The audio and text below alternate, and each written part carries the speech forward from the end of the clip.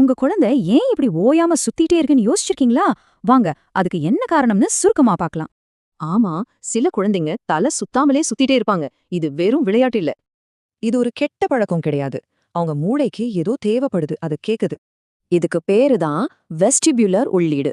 இது நம்ம உடம்ப பேலன்ஸா வச்சுக்க உதவுற ஒரு சென்ஸ். சில குழந்தைங்களுக்கு, குறிப்பா ஆட்டிசம், ADHD இருக்கிறவங்களுக்கு இந்த சிக்னல் மூளைக்கு சரியா போறதில்ல.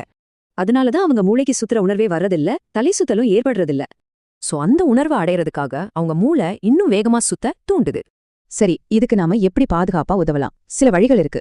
சுத்தாதன்னு தடுக்காதீங்க, அதுக்கு பதிலா அது ஒரு கண்ட்ரோலோட செய்ய ஹெல்ப் பண்ணுங்க. ஒரு பக்கம் 10 தடவை, அப்புறம் இன்னொரு பக்கம் 10 தடவை சுத்த வைக்கலாம்.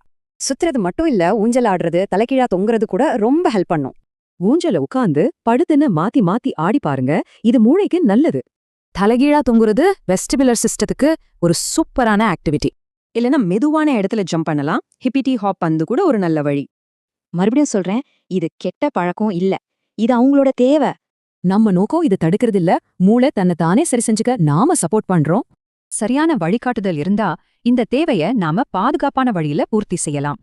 இனி ஒரு குழந்தை சுத்துறத பார்த்தா அது சேட்டின்னு சொல்வீங்களா, இல்ல அவங்க மூளையோட தேவைன்னு புரிஞ்சுப்பீங்களா?